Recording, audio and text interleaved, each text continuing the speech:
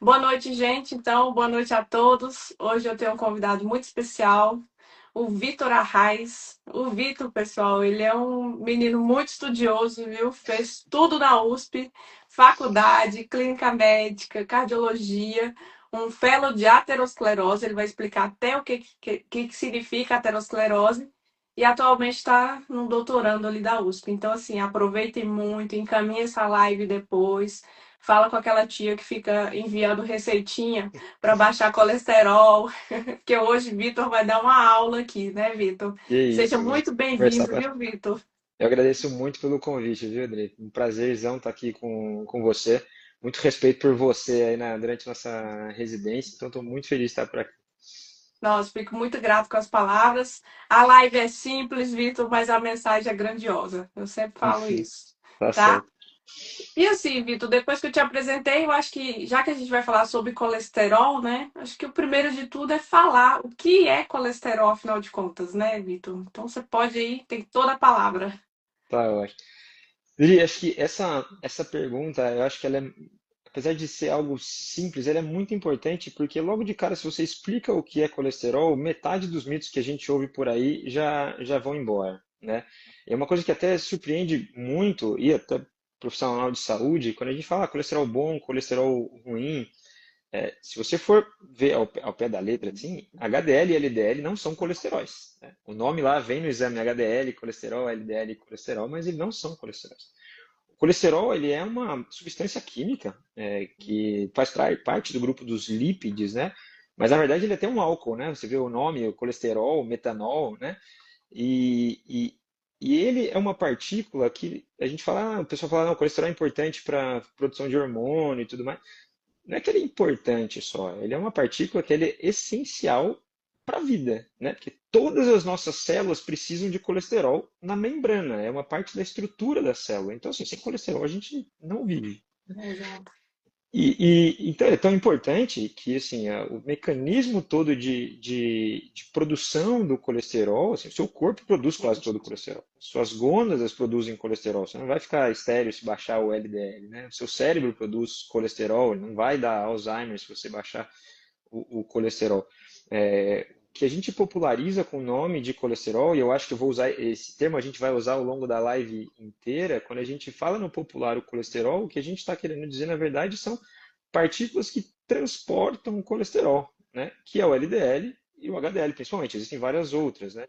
Que são lipoproteínas. Então, na verdade, o LDL, ele é o quê? Ele é uma bolotinha que tem colesterol dentro dele, né? O colesterol ele não bate muito bem com a água, então ele para ser transportado precisa desse carreador.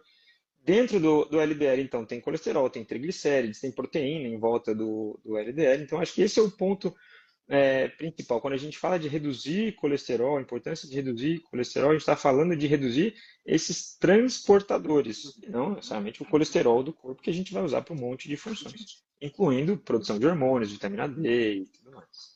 Acho que esse é um. Isso aí já tira de frente, já rebate um monte de falsas teorias que a gente escuta por aí, né? Sim, com certeza, Vitor. E é toda essa preocupação, igual você já começou a falar, sobre a questão de hormônio e etc. Ah, mas vai baixar meu colesterol, vai trazer problemas e etc. E não é bem assim, né, Vitor? O corpo ele é preparado para isso, né? Porque não é Uhum. apenas um lugar que o colesterol está, existe todo um complexo funcionamento aí do metabolismo desse colesterol. Então é mais Sim, complicado do que a gente imagina, né? E, Vitor, qual que é o problema, então, do colesterol? Qual que é o grande perigo? o perigo. Eu acho que também tem algumas formas a gente encarar essa pergunta, assim, né? Seria quando que o colesterol passa a ser, né, um problema para a gente. Aí, eu acho que se você me permitir, eu só vou explicar um pouquinho da Pode, onde pode que sim. vem esse perigo, né?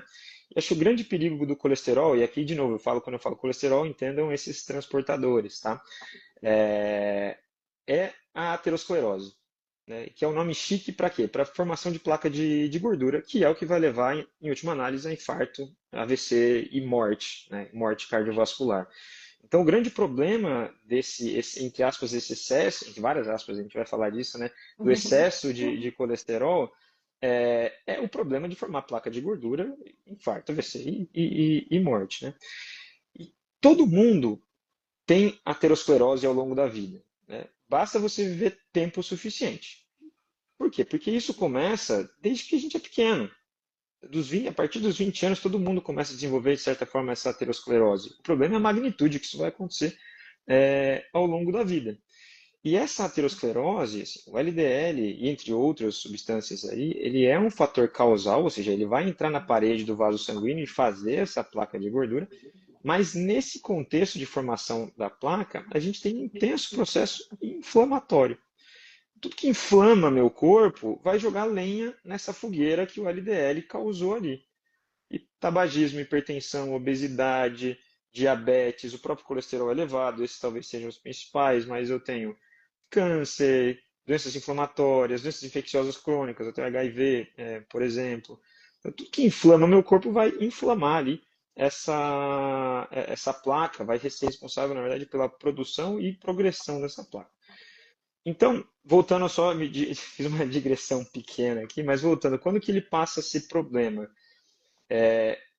Esse tipo de colesterol, entre aspas, ruim, ele é um problema sempre.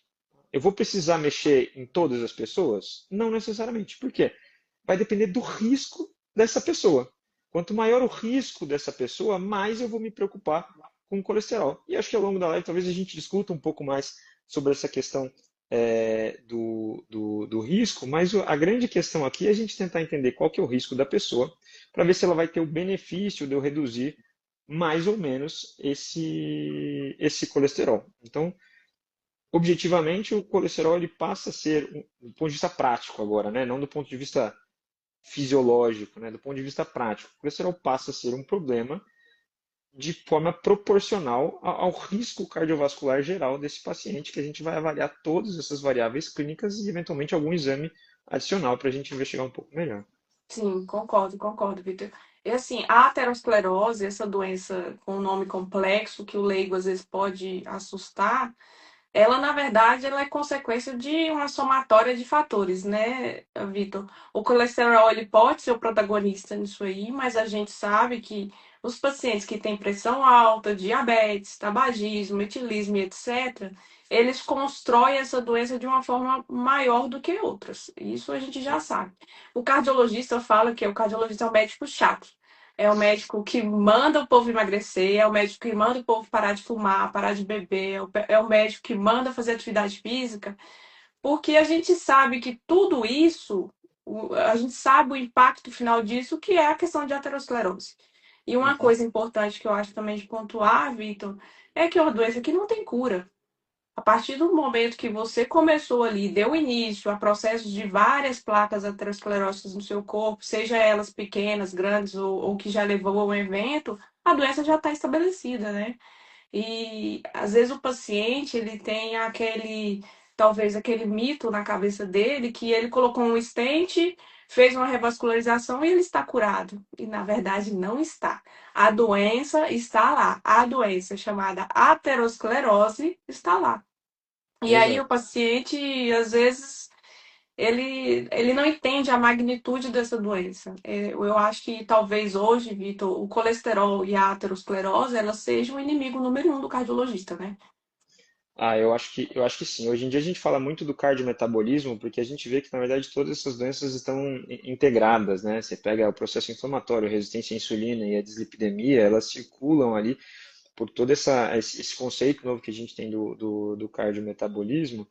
E como você falou, assim, a doença aterosclerótica, ela é poligênica multifatorial. O que significa isso? Depende de um monte de genes, de um Isso. monte de fatores. A gente não vai conseguir atacar uma coisa só, né? Esse reducionismo que a gente vê hoje, o problema é o carboidrato. O problema não é isso. O problema é Sim. o conjunto da obra, né? Então a gente tem que Uhum. atuar na prevenção, porque como você falou, isso é uma doença que não tem cura. Hoje em dia, graças a Deus, a gente tem um monte de mecanismos aí, de ferramentas para controle da aterosclerose, mas eu até brinco, né? Você falou do stent, né?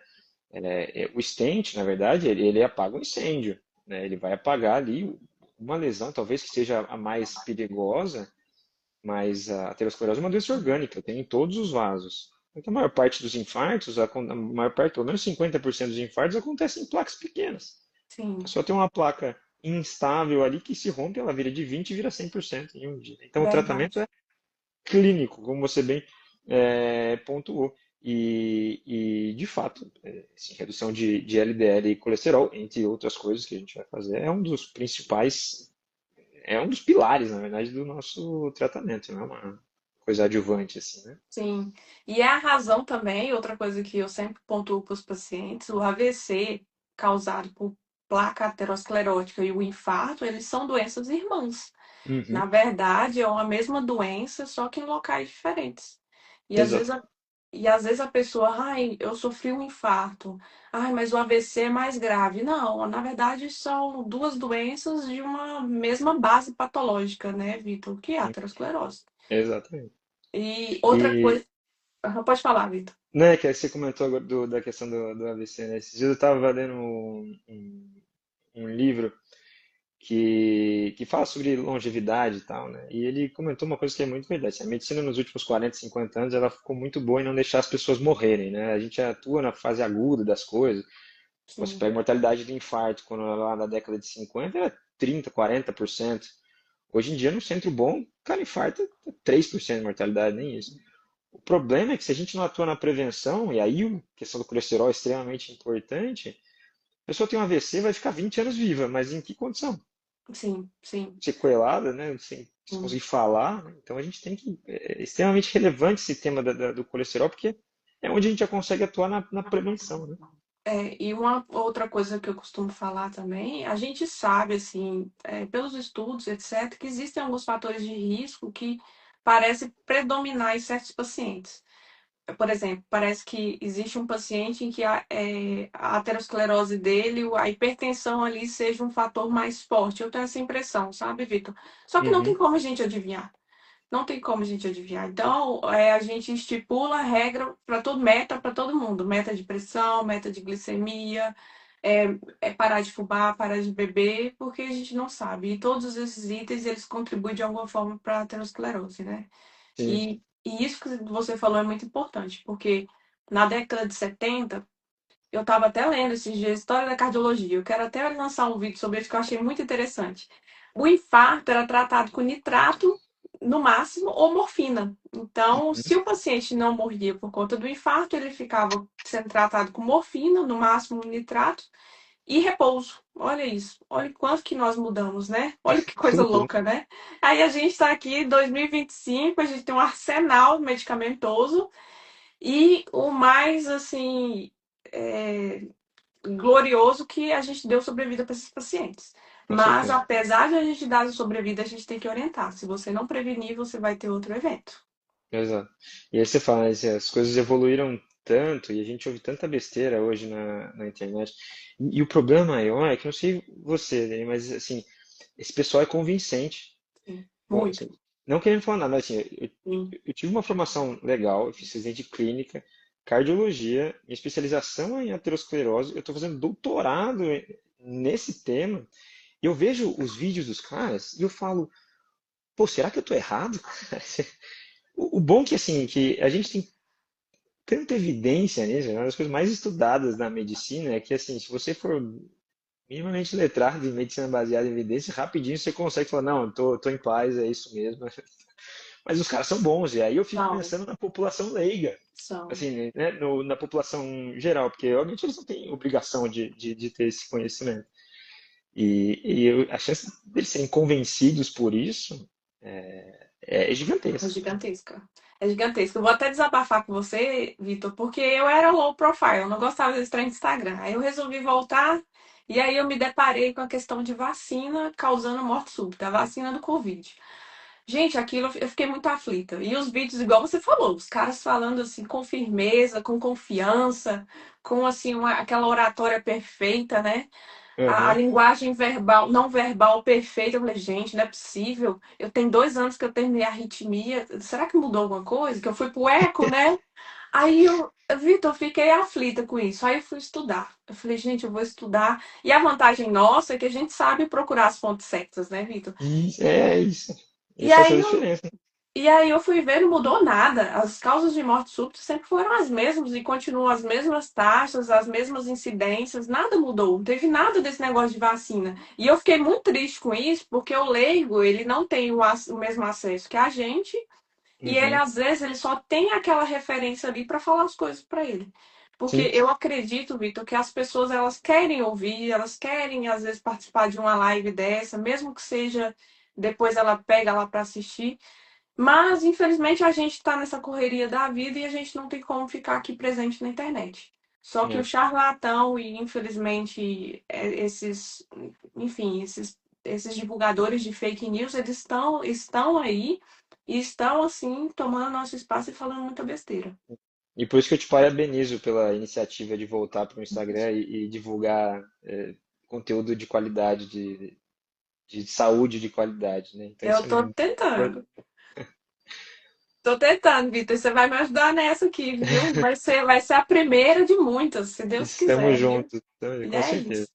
com certeza. Vitor, essa parte da live eu gosto muito, que é a parte mitos e verdades, principalmente Tá, as que eu tirei da internet, viu? vamos lá A então. intenção é justamente desmistificar aí muita coisa.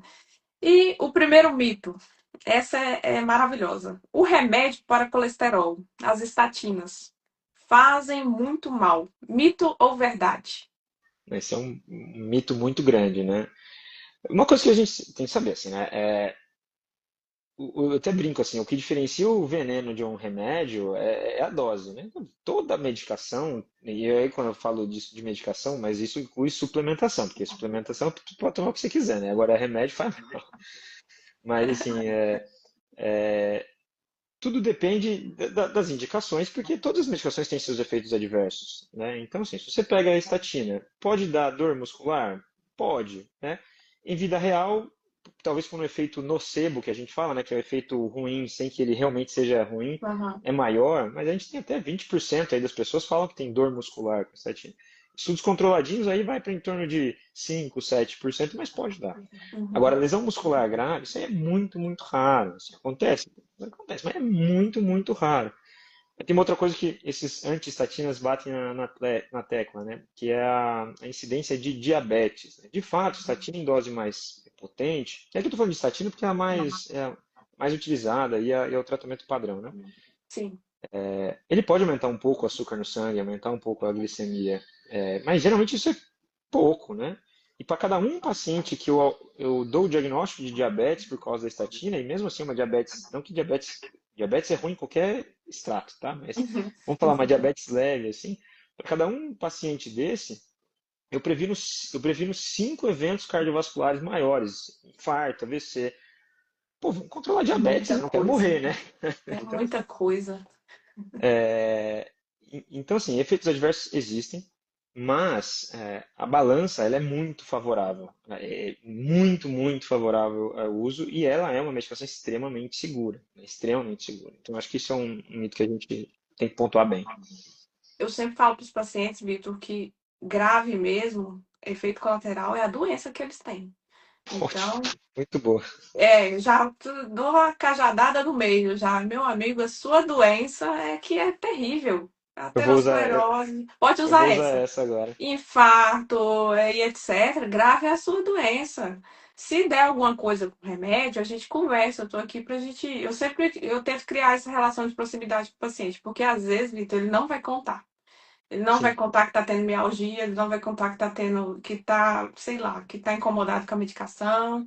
E a gente tem que criar esse vínculo, porque qualquer coisa tenta trocar, troca a medicação, né? Porque não dá, o que não dá é ir sem arsenal contra essas doenças. Não dá, né? Uhum. Colesterol, a gente ainda vai falar isso mais na frente, mas existem metas que a gente tenta controlar para poder dar sobrevida desse paciente.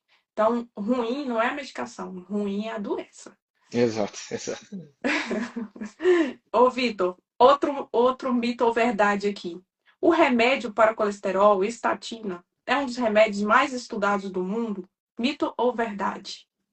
Isso é bem verdade, assim, é difícil você achar uma classe de medicação que foi tão estudada quanto a estatina, né? E a gente já usa elas há muito tempo, então acho que o primeiro remédio que ficou mais popularizado, assim, foi a simvastatina. A gente tem desde um estudo grande, que chama estudo 4S, lá de 1994. Já Nossa. sabia dessas medicações antes, mas assim, se for ver, eu não sei nem fazer mais conta, assim, não sei nem quantos anos a gente já está estudando estatina. E as evidências, elas são consistentes. Aí você fala, não, mas nem todos. Esses dias eu vi um vídeo de um médico falando, mas tem estudo que não mostrou mortalidade. Pô, você começa a ter aterosclerose aos 20 anos, você vai ter infarto aos 60. Você acha que todo estudo vai mostrar a diferença em 2, 3 anos de segmento?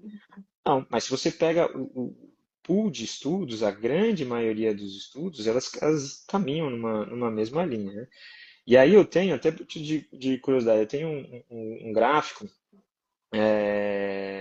de uma aula que eu dou, que ele mostra assim, vários tipos de estudos. Em São José eu gosto de ter esse gráfico em mão, porque em São José tem muito engenheiro, né? Lá tem o Uhum. ITA, Embraer, não sei o quê, e bom dos engenheiros que eles são mais categóricos, assim, então você mostra dados para eles ficam Ó, que felizes, né? legal. Então, e esse gráfico, ele mostra os estudos e ainda é dividido em tipos de estudos. Então, assim, você tem um segmento nesses estudos, e não são todos, esses aí são os Uhum. principais, com mais de 200 mil pacientes. Nossa. Colocam ali bonitinho os estudos que foram randomizados, aqueles bem controladinhos, de tempo mais curto, porque envolve dinheiro, né?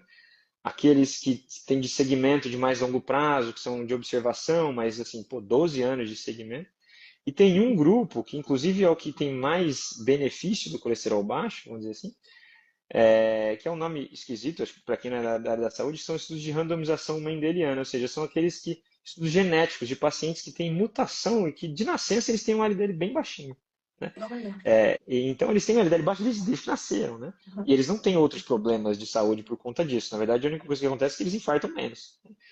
E esses têm que ter maior redução de risco. Então você vê assim, é uma quantidade imensa de estudos e que vão sempre na mesma direção.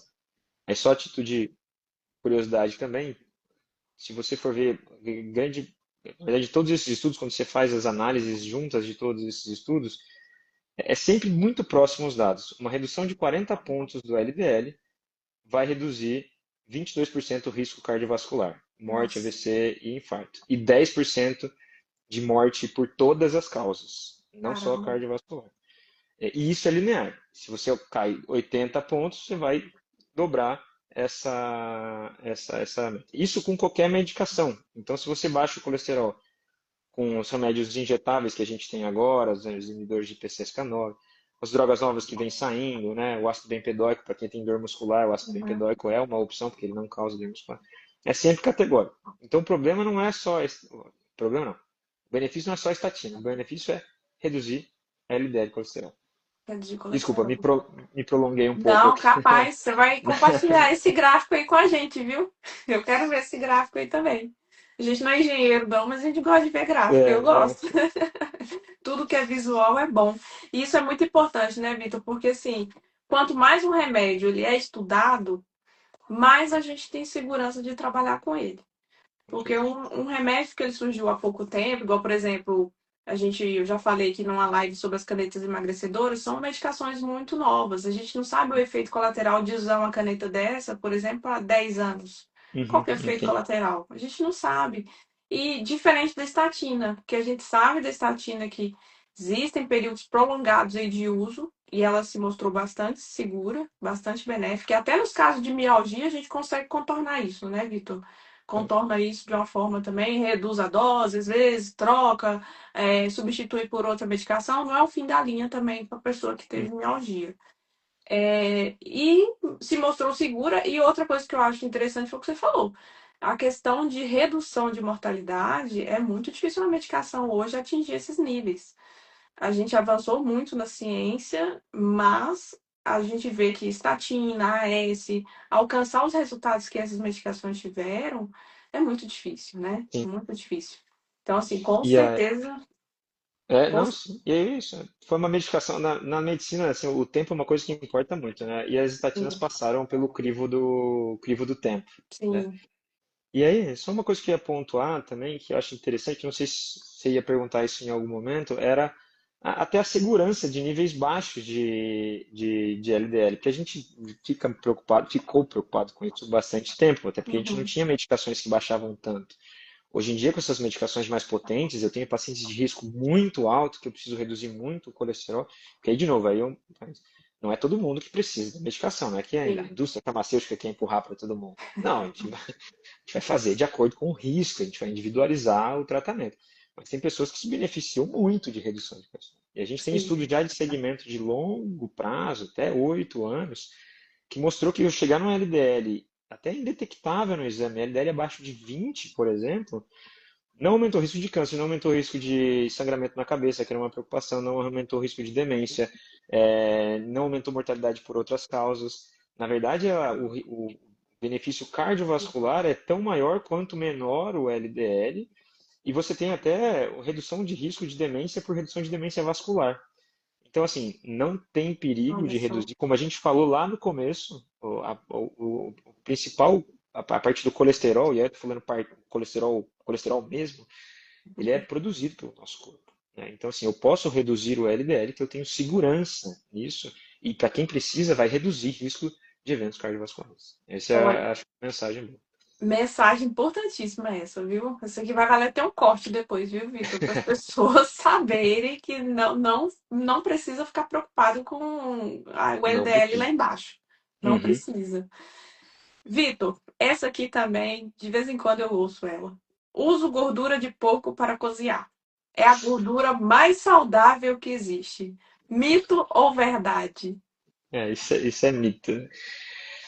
Eu acho que tem dois pontos aí, vou até um meia-culpa da cardiologia e da medicina como um todo, né? Acho que a gente, talvez em algum momento, a gente deu uma importância muito, não que não, a gente tem que ter cuidado com as coisas que a gente fala, né? Não que a gordura não tenha seus problemas, mas talvez a gente tenha dado uma importância muito grande, isso ficou no racional das pessoas, né? E aí, quando algumas coisas começam a cair a importância, eles apontam o dedo. Ah, viu? Isso aqui não podia comer ovo, agora eu posso comer ovo. Uhum, sim. Mas, de modo geral, assim, a gente sabe que gorduras saturadas e gorduras trans, elas vão levar a uma piora do seu perfil de colesterol, tá? Elas podem, às vezes, não afetar tanto, e aí, tirando excessos, o valor em si do seu exame. Então, assim, você pode começar a comer carne de porco todo dia e talvez o seu exame não piore tanto. Vai piorar, mas também não piore tanto. Mas esse tipo de gordura, ele vai levar à formação de um colesterol pior, um colesterol mais aterogênico, que a gente fala, ou seja, mais partículas pequenas e densas. Aí quando você vê o exame, a massa, né, do exame vem mais ou menos igual, mas eles são menores, eles são mais densos, eles são mais agressivos. O seu fígado ele passa a sequestrar menos esse colesterol da corrente sanguínea. Então você forma aí um ambiente mais propício para fazer placa de gordura. Óbvio que extremos você vai ter. Então, se você fizer uma dieta carnívora, por exemplo, sua LDL vai estourar. Aí é Uhum. muita, né? Mas, e gordura trans, que aí falar veneno é meio forte, mas assim, ela é mais inflamatória, ela vai piorar ainda mais o perfil dessas características do LDL, né? Então, assim, é ruim. Voltando, respondendo a sua pergunta, não, você cozinhar com banha de porco não vai te ajudar, ela tem um potencial real de piorar toda a situação. Se você for preferir óleos de maneira geral, a gente tem que pensar na dieta, e é outro parênteses importante, ômega 3 e ômega 6 são gorduras insaturadas, sem gorduras que têm o maior benefício do ponto de vista cardiovascular, né? Então, assim, se você usar óleo de soja, por exemplo, é até melhor do que você usar óleo de coco, né? Então, que o óleo de coco tem muita gordura saturada, né? Então, são algumas coisas que a gente tem que prestar atenção. Qual óleo você recomenda, então, Vitor? Basicamente, azeite é um bom óleo, Uhum. tá? Óleo de soja, apesar de a gente criticar muito o óleo de soja, é porque aí fritura, de modo geral, é ruim, né? Sim. Quando você faz a fritura, enfim, aí você bagunça tudo, você perde as propriedades positivas das gorduras insaturadas, né? Mas esses dias, assim, e o pessoal falando muito de óleo de coco. Cara, talvez o óleo de coco seja bom pro cabelo, sei lá, eu já ouvi falar que faz bem. Mas eu tinha uma paciente, coitada, que assim, ela já tem uma dislipidemia e ela ouviu que o óleo de coco era bom, só que ela começou a fazer tudo com óleo de coco. Era frango com Nossa, óleo de coco, era fritar ovo com óleo de coco. Ela chegou no consultório com óleo de 240. Aí você fala, pô, cara, esse óleo de coco, ele é pior do que óleo de soja. Se você pegasse aquele óleo amarelo lá que a galera frita pastel, ele tem menos gordura saturada do que o óleo de coco, né? Então nossa. a gente tem que tomar cuidado com as coisas que a gente usa. É, e na internet fala-se muito, né? Existe uma perseguição contra óleo vegetal e às vezes uns são mais favoráveis ao óleo de coco, uns são mais favoráveis à gordura de porco. Existem as torcidas, é igual torcida de time de futebol, existem as torcidas das gorduras. O que eu Manteiga falo para você margarina, teve essa briga esses tem a dias. margarina. Ah, é verdade, a margarina, não pode esquecer a margarina, a manteiga, é tanta coisa. Eu falo para o paciente, olha, todos eles são gorduras, todos, sem exceção. E a diferença do veneno, a diferença do remédio para o veneno é a dose. Uhum, Então, tudo é gordura. Eu acho que essa questão da gordura de porco também, Vitor, ela vem daquele do imaginário, mais uma vez, o imaginário das pessoas, porque as gerações antigas, elas foram habituadas a usarem muita gordura de porco, né? Banha de porco. E uhum, aí, por conta disso, às vezes elas chegaram aos seus 80 anos saudáveis e etc. E aí criou-se um vínculo aí. Ah, meu avô usava gordura de porco a vida inteira, viveu até os 80, viveu bem. E geralmente os pacientes chegam para mim com esse argumento. Mas aí eu contra-argumento, de novo a minha cajadada. Eu falo, você caminha igual o seu avô caminhava? Você tem a qualidade alimentar que o seu avô tinha? Você dorme igual o seu avô dormia? Que o seu avô dormia cedo e acordava cedo? Existia, então, é uma outra realidade sim. e que é totalmente diferente de hoje. Você quer comer a banha de porco, então você vai fazer, pensando nos seus ancestrais, então você vai fazer tudo aquilo que eles faziam também. Porque é outra pegada, né, Vitor? Ah, Infelizmente, a gente está numa sociedade mais sedentária. Hoje o sedentarismo ele faz parte, inclusive, da infância das pessoas, né? uhum, Você é milênio tanto quanto eu, Vitor, a gente ainda brincou ainda de pega-pega, de correr e tal, etc. Existiu ainda uma atividade física na infância. Hoje as crianças não têm mais essa atividade física, é tela, tela, tela, tela, tela. Tirou-se aquela questão de esforço físico e aí a uhum, gente inicia o sedentarismo muito antes do muito que cedo. muito cedo, exato. Existe a questão alimentar. Fast food hoje tem ampla facilidade. A pandemia fez com que isso explodisse. Hoje é muito fácil você pedir. O iFood explodiu na pandemia por conta disso, e os deliveries e etc.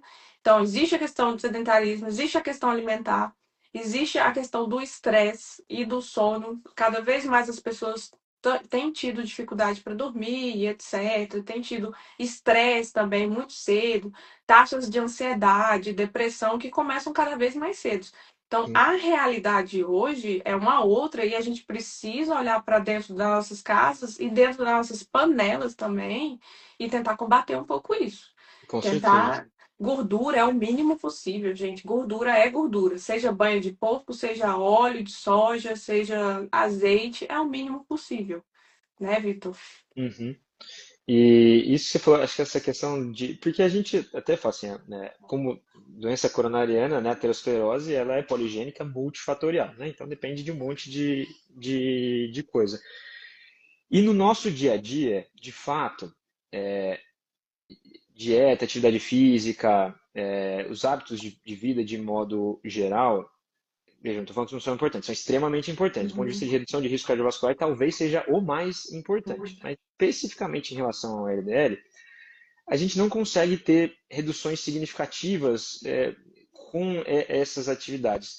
É, Lógico, é sempre muito importante, mas se a paciente tem um risco mais aumentado, eu até comentei esses dias assim, eu tenho um paciente triatleta que precisa de remédio de colesterol, porque tem outros problemas, o cara corre 72 quilômetros e precisa, não vai reduzir tanto.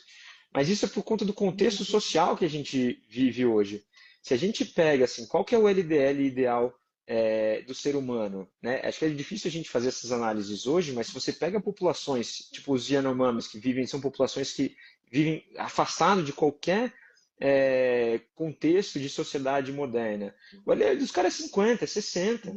né? A gente sabe disso. Então, talvez o LDL do ser humano, como evolução, e aí também tem que ter a gente tinha que ter uma carga de LDL, porque é uma reserva de triglicérides. Então, assim, quando você fazia 3 dias de jejum, quando você era um caçador-coletor, você precisava dessa reserva, né? Hoje em dia não, hoje em dia você come a cada 5 minutos, se você quiser. Então a gente mudou o padrão de vida, mas se a gente for ver a necessidade real nossa desse tipo de lipoproteína, é muito menor. E a gente tem isso. Hoje em dia, é só você pegar essas populações que são afastadas, o LDL dos caras é baixo, né? Tá Então, real.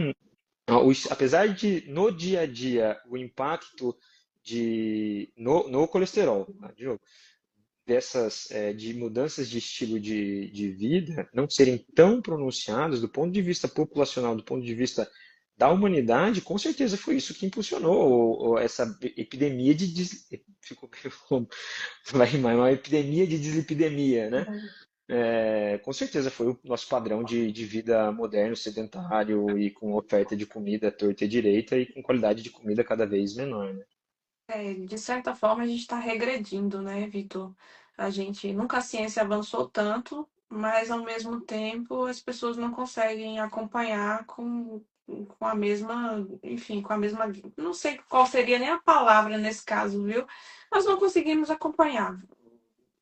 Esperava-se que hoje, pelo grau de informação que a gente tem, que a gente levasse uma vida mais tranquila, que a gente vigiasse o sono, que a gente vigiasse mais a alimentação, e não tem sido isso. Eu esses dias estava pensando, Vitor, a década de 70 e 80, por exemplo, quanto que o tabagismo foi forte, né? E a gente conseguiu, no século XXI, combater o tabagismo. Falar, olha, o tabagismo faz mal, infelizmente fumar dá câncer, dá uma série de problemas, pode dar problema cardíaco e etc. E isso está no imaginário das pessoas. Mesmo as pessoas que fumam, elas sabem disso. Mas Uhum. aí, o que que a gente inventa? Uma coisa chamada vape.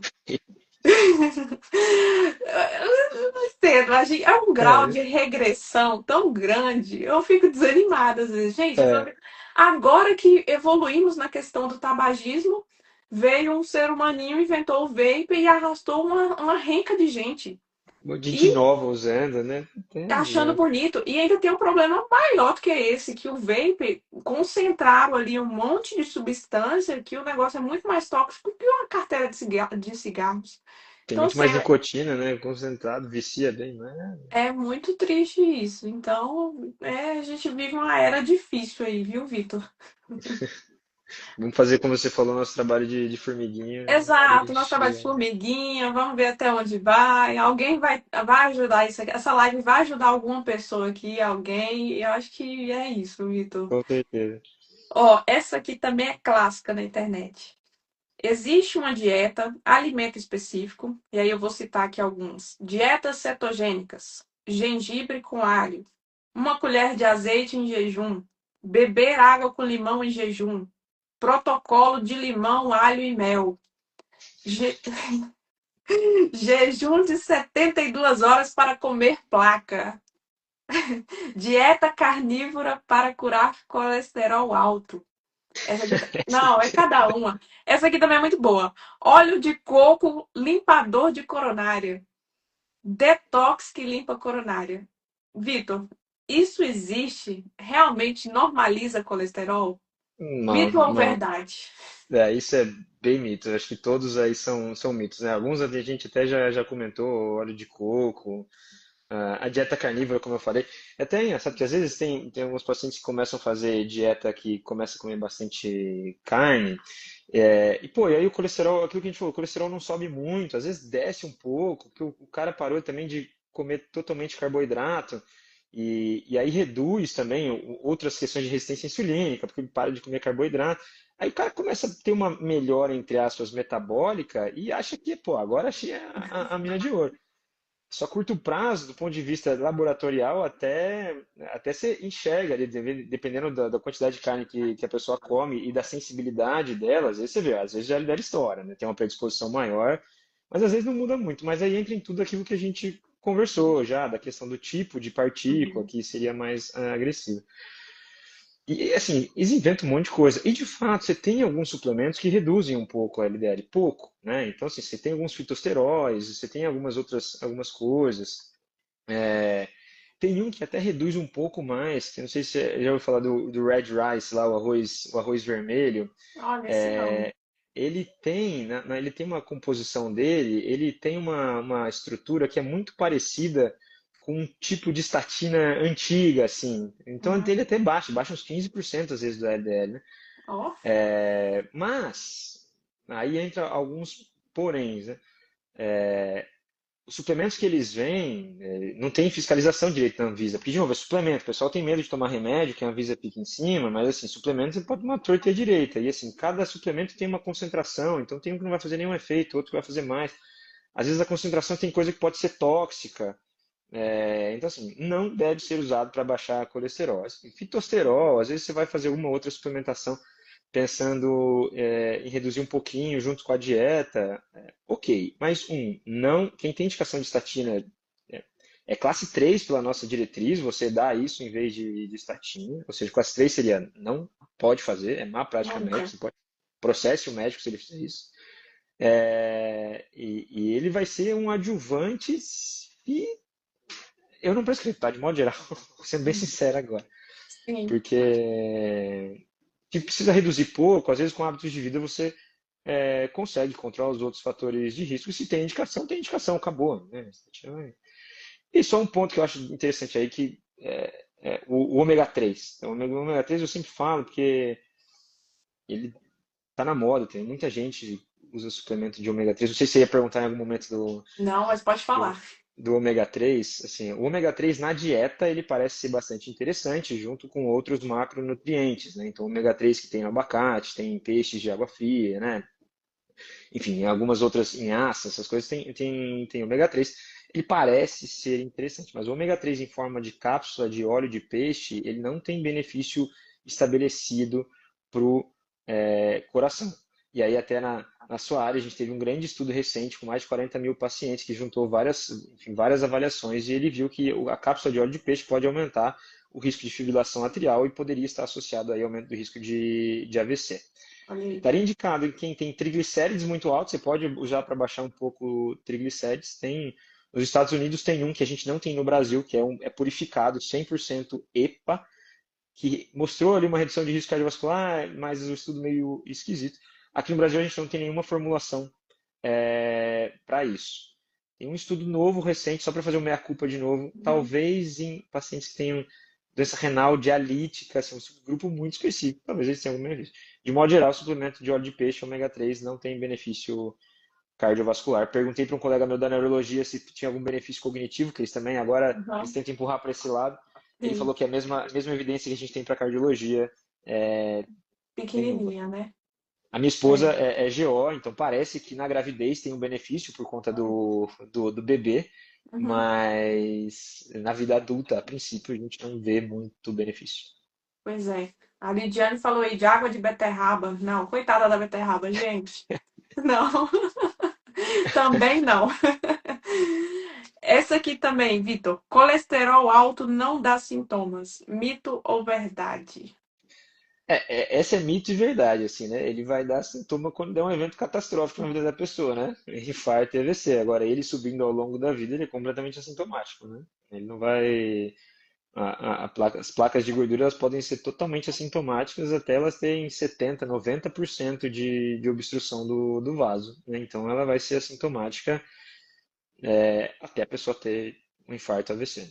É um calcanhar de Aquiles nosso, né, Vitor? É igual pressão. A pressão também, na maioria dos casos, ela é assintomática. E às vezes o paciente, infelizmente, aquele paciente que não faz um segmento adequado da saúde, ele vai descobrir que ele tem alguma coisa quando ele infarta, quando ele tem um AVC e etc. Então, é isso. Não dá sintomas, gente. Nem colesterol alto, nem pressão alta. Infelizmente. Aproveitando uma outra verdade, só um parênteses, uma outra verdade que Uhum. parece mito, e aí eu acho que é um ponto interessante da gente falar também, é que boa parte, na verdade, até metade dos pacientes infartam ou têm AVC com colesterol, entre várias aspas, normal. Porque a gente estipula que o normal seria o normal para o paciente de baixo risco. Aí, de novo, Uhum. Se esse paciente infartou com colesterol normal, esse colesterol não era normal, porque provavelmente seria bem mais baixo. Se eu fizesse uma avaliação de risco pormenorizada desse paciente, talvez ele tivesse indicação já de ter um LDL mais baixo. Mas, de novo, por quê? Porque a doença é poligênica multifatorial. Às vezes o cara que infartou, ele era um hipertenso diabético grave, tinha uma obesidade grave. Às vezes ele infartou com colesterol normal, justamente porque ele já era de alto risco e estava usando estatina, e a hora que eu vejo isso no estudo, eu vejo que o cara infartou com colesterol normal, mas ele estava normal porque ele já estava usando remédio. Sim. Ou paciente com muito grave, paciente já era de uma insuficiência cardíaca grave, doença hepática grave, doença renal grave, por conta da condição de gravidade do corpo dele, o colesterol era mais baixo, mas aí é um sinal de fragilidade. E aí ele infarta com colesterol mais baixo, é porque ele é um cara muito ruim já, né? Assim, já tinha É, muita doença. verdade. E aí, do mesmo jeito que se for ver, metade dos pacientes que infartam não tem diabetes, metade dos pacientes que infartam não tem hipertensão, e metade. Porque são, enfim, é multifatorial, tem várias coisas que vão influenciar isso, né? A gente tem que tratar Sim. tudo. Tem que tratar tudo. E a gente não tem como culpar só uma coisa, né, Vitor? Não tem jeito. É igual a genética também. A gente acha que tem uns que a genética parece que pesa mais, né, Vitor, na Uhum. prática. E aí, infelizmente, genética, só Deus na causa. Exato. Vitor, gordo tem colesterol, magro não tem. Mito ou verdade? Putz, isso é mito também, né? A gente tem a associação dessa questão de como a gente chama colesterol de gordura, né? A gente acha que o paciente tem gordura no fígado, é a mesma coisa, o paciente tem gordura. Existem algumas relações, tá? Não é totalmente dissociado. Então, se você pega um paciente com obesidade, principalmente obesidade visceral, que é aquela gordura, né, daquela barriga densa, né, de gordura nas vísceras, muitas vezes isso aí também está associado à resistência à insulina, diabetes ou não, mas resistência à insulina de modo geral. E aí a gente Uhum, volta para aquela questão do tipo de colesterol. Esse paciente pode não ter um colesterol muito alto, mas com certeza ele vai ter um colesterol pior.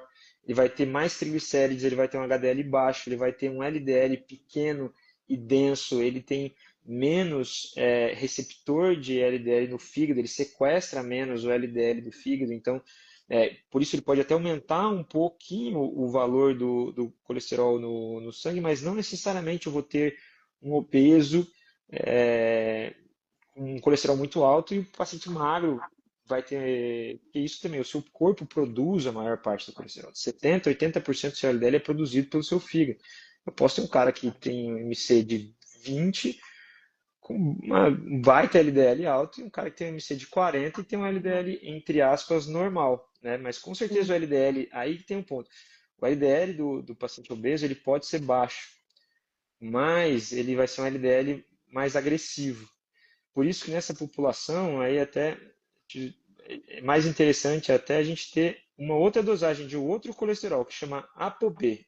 uhum, Essa ApoB é uma bolinha de proteína que tem em todos os LDLs. Então ele marca mais assim, uma quantidade de partículas de LDL. Então, nesse paciente, a massa, né, o exame do LDL vai vir normal, mas aí eu vejo ele tem uma ApoB mais alta, ou seja, ele tem alta, mais né? partículas pequenininhas que são mais agressivas. Então, é mito, mas tem essas interações que a gente tem que tomar cuidado. Essas associações. Eu mesmo tenho LDL horroroso, Vitor. Meu LDL, e eu sou É, magra. Meu é, LDL é 150. É estatina é, na raça, senão o é, negócio fica alto. perfil genético, né? Então isso a gente não Exato, escapa não, muito, né? né, não tem jeito. Olha, eu coloquei essas aqui também porque são clássicas. Meu colesterol estava alto, usei o remédio, melhorou. Aí parei porque vi que tinha normalizado. Vitor, certo ou errado? Putz, isso aí me lasca, né? A maioria das medicações, a gente não entrou na época de edição de genes ainda, né? Então, assim, a maioria das medicações, elas são reversíveis. Então, você usa o remédio, a maioria delas vai fazer o quê? Colocar mais receptor no fígado, o fígado vai sequestrar esse LDL da circulação. A maioria das medicações tem, no final da linha, essa é o mecanismo. Assim que eu paro de tomar os remédios, dependendo de uma outra classe de remédio, a situação vai voltar normal, porque você vai voltar a produzir esse receptor, vai voltar a destruir os receptores, vai voltar a produzir o LDL, e ele vai voltar ao patamar que ele era antes. Em algumas semanas ele já volta ao normal. Então, isso é um ponto que as pessoas às vezes ficam chateadas, mas infelizmente não tem muito que a gente fazer. Assim, a partir do momento que você tem indicação de usar a medicação, ela vai ser uma companheira ao longo da vida, porque dificilmente você vai ter essa desindicação, É, e assim que você infelizmente. parar de tomar, o nível do LDL vai subir. A gente tem agora medicações que duram mais tempo. Então, por exemplo, tem algumas medicações, por exemplo, o inclisiran, que ela dura 6 meses. Você Uhum. toma, faz uma aplicação, ela vai durar 6 meses no organismo. Então você não precisa ficar tomando remédio todo dia. O problema, isso é custo ainda, Sim, né? sim, bem caro ainda.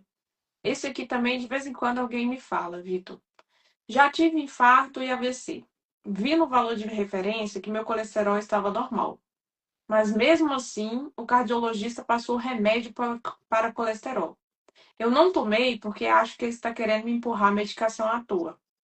Essa Certo é ou clássica, errado? essa é clássica também. E aí, acho que é, a gente já conversou bastante coisa, fica até mais fácil de responder. Isso está errado, Uhum. né? Até porque, a partir do momento, de novo, a gente sempre vai encarar o nível de LDL de acordo com o risco do paciente. Se o paciente é de baixo risco, uma pessoa de 30 anos que faz atividade física, não tem nenhum problema de saúde. É que agora a nossa diretriz mudou um pouco seguindo a diretriz europeia, né? Esse corte caiu para 116 de LDL, até Uhum. pouco tempo era 130. Mas se você fica nessa casa aí, tá bom, esse colesterol tá ok. Vai aumentando o risco, vai aparecendo coisas, aparece uma diabetes, aparece uma complicação, uma hipertensão, faço algum exame que muda o meu risco, o alvo do meu LDL vai caindo. Ele vai para 100, ele vai para 70 se eu tiver um paciente de alto risco. Então, por exemplo, fiz um ultrassom de carótidas, vi que eu tenho uma placa de ateromatose, eu tenho aterosclerose subclínica. O alvo é 70.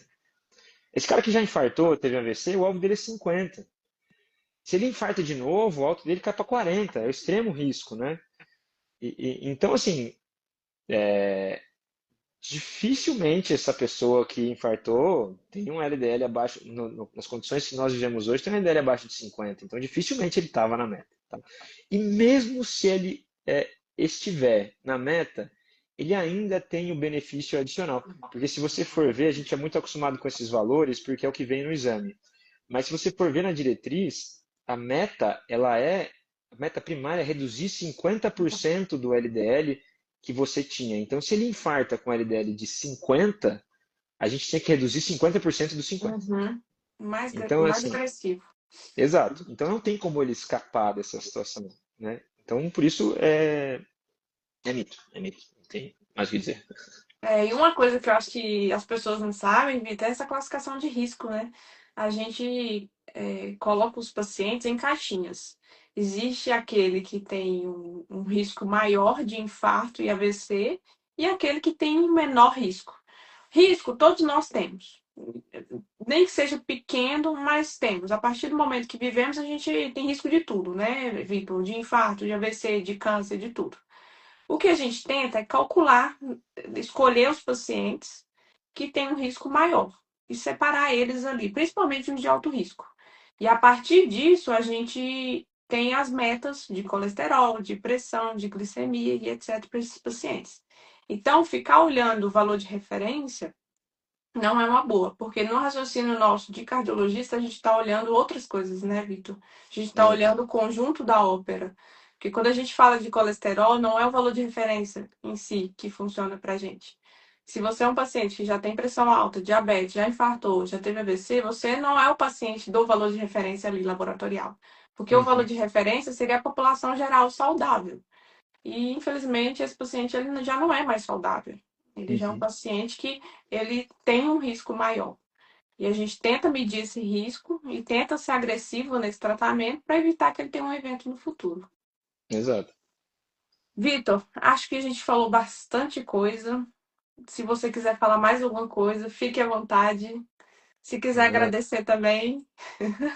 Acho que a gente falou bastante coisa, bem que eu falo. Esse é um assunto que me empolga um pouco, então às vezes acabo falando bastante, mas acho que a gente passou por todos os pontos principais.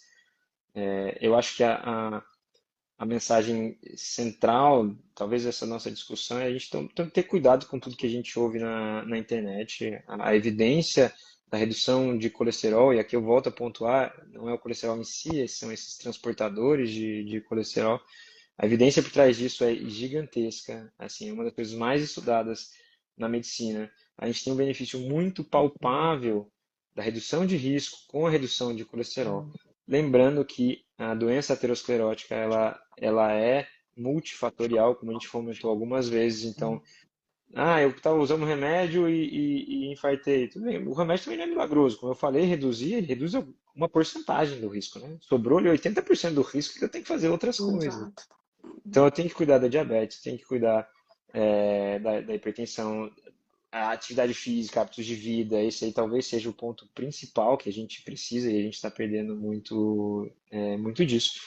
Mas a gente não pode, apesar de várias coisas terem ganhado muita importância, né? Você vê a redução de risco cardiovascular, você comentou das canetas emagrecedoras, né? Do ponto de vista de medicações que estão aí para tratar a obesidade, tratar a diabetes, a redução cardiovascular muito importante que elas trazem.